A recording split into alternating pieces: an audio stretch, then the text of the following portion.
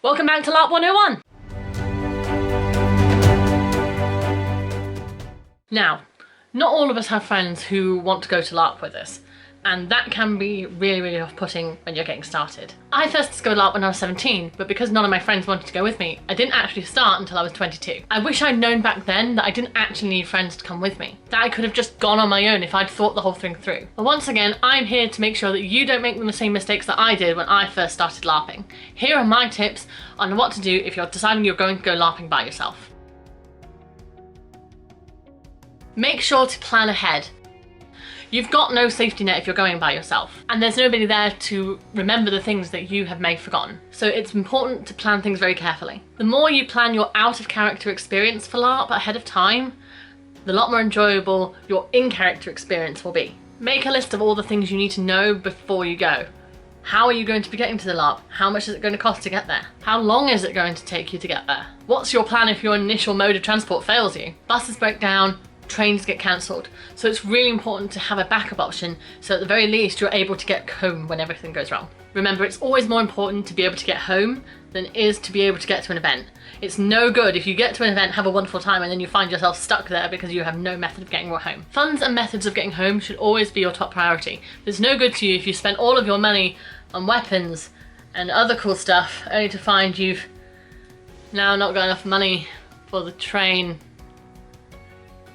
That's never happened. Also, what are you going to be eating when you get there? Is your LARP feeding you? If they're not, how are you going to eat? If you're expected to feed yourself, you need to make sure that you're going to be eating properly. Some people think you can get through LARP with a sandwich and some fruit and that'll be fine. And it can be for a while, but eventually you're going to find yourself crashing because you need to make sure you're eating properly. Others may disagree, but I personally believe that you need to be having at least 2 hot meals every day at a LARP event. A hot meal at breakfast to start your energy off for the day, and a hot meal as it's dinner time and the sun is going down and everything's starting to cool down to keep yourself warmed up. So if you are planning 2 hot meals a day, how are you going to cook it? And how are you going to make your life easier when you do so? I like to have meals that can be made all in one pan because it minimises the amount of washing up afterwards. The least amount of time I can be washing up at an event, the better.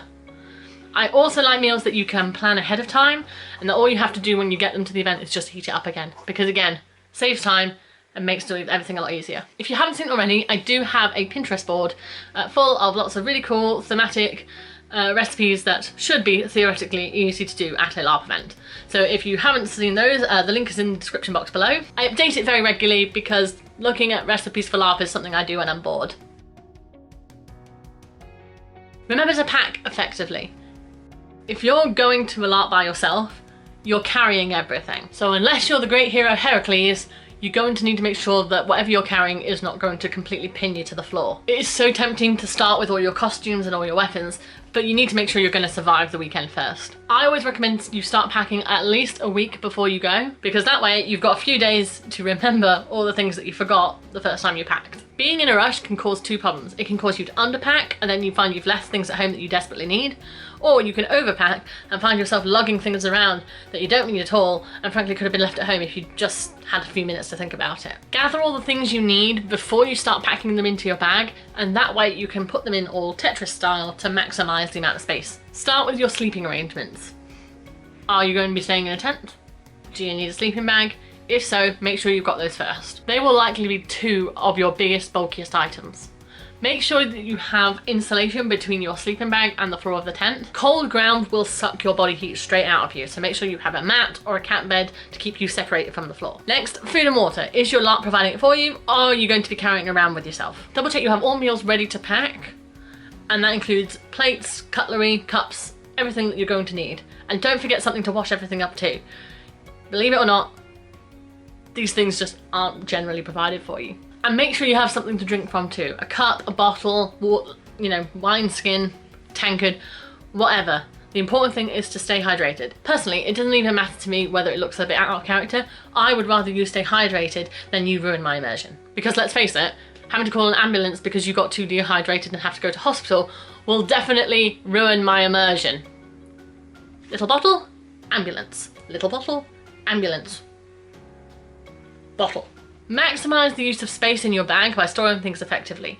You don't need to be lugging around a large bottle of shampoo and conditioner when you can get little travel size ones from like you know, shops. If you can't find little travel size ones, go online, find some little bottles that you can decant them into, because let's face it, you're not going to need that much shampoo, you're only going to need that much for one weekend. Once you've got all your necessities packed, then you can look up stacking your LARP kit. Once you've got all your necessities packed, then you can start packing your LARP kit. You need to make sure that you have at least one set of clothing per day of your event, which sounds obvious, but not everyone does it, and you really don't want to be smelling of old sweat. Roll your clothes up to save space, and while you're rolling them up, stick any hats, pouches, scarves, any sort of little things that you don't want to get lost inside those rolls so that they minimize the amount of space they take up. If you can wear your LARP shoes whilst traveling, do. It will save a ton of space. And if you can't wear them while you're traveling, make sure to use all the space inside of the shoes in your bag by rolling up all of your socks and sticking them in there just to maximize the amount of space you use. Armour and weapons are always going to be incredibly bulky, so make sure you are really careful about what you take with you.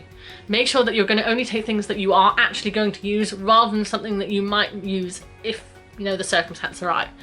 You can't really afford to be, you know, vague on this one. If you're taking leather armour, remember to roll it, not fold it. You'll not only save space, but then you won't get all of those awkward folds in your leather armour. Prioritise your safety. Your safety is paramount. I'm not going to lie to you and tell you that LARP is a 100% safe environment. As with any hobby that attracts large numbers of people, at some point there is a possibility you're going to come across somebody who is generally unpleasant. I will stress to you that I do have a video already out on how to be safe at a LARP event, and that is now linked for you above. Make yourself aware of where any security at the event is, and also where any first aiders are. If anything happens to you, these are the people who are going to be able to help you in your first instance. Do remember that your consent is vital to every aspect of the game. If you are out of character and uncomfortable with something that is happening to you, you have every right to turn around and go, no, and leave. Do report any inappropriate behaviour to the event organisers. You do not have to tolerate any sexual advances or harassment just because it's being done in character. If you're uncomfortable or unhappy with any situation, you do not have to tolerate it because it's a game. Stuff other people's immersion, your safety and well-being is more important than people just enjoying their game. And also do remember that LARP in general does have a rather notorious drinking culture. Every event I've been to has a bar, and there is a culture of sitting around a campfire drinking with other players. You do not have to drink if you don't want to, and if you do, please drink responsibly. Not only will you not be allowed into any LARP combat if you're intoxicated, but who's going to take care of you if you're completely plastered? But the most important thing you have to remember is it does not matter how much of this advice that I've given you take, you don't have to listen to any of it, or you can do all of it. It doesn't matter, because if something happens to you, that's still not your fault. You didn't do anything wrong, it simply isn't your fault. Make contact with your fellow players. If you can get in touch with players from your game that you're going to, I really recommend that you do. LARPers, in my general experience, are very friendly people who want to get more people involved in their games. And more often than not, they want to give you advice and offer you a helping hand. Social media is really helpful for LARPers. Most games that I know have a page or a group on some social media platform. And those pages won't just tell you about the game that you're going to play, but often you'll find the players there who are more than willing to have a chat with you. You should be perfectly fine to ask questions about the game, and not only will you get answers from people regarding your question, but hopefully some people will introduce themselves once they realise that you're new. And that way you'll have a bit of an idea of some of the people you're going to meet when you get started in the game. You must get involved.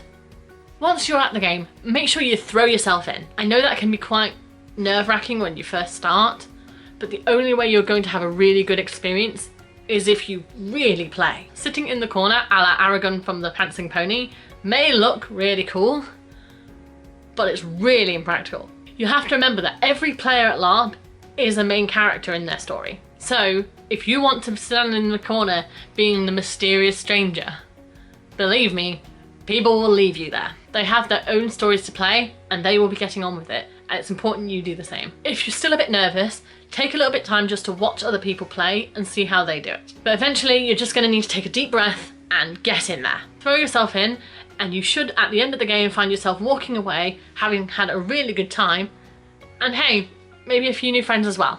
throwing yourself in is the best way to get started in roleplay, and at the end of the day, roleplay is going to open you up to a whole new level of experiences. So in my next video, at the request of one of you, thank you very much for sending it in, I'm going to be talking about one of the experiences that you can have at LARP that I know makes people very nervous when they just get started. I'm talking about character death. So if you haven't subscribed and you want to watch that video, I recommend you do so now so that you don't miss it. Thank you so much for watching. Please stay happy and healthy out there, and I will see you on the battlefield soon.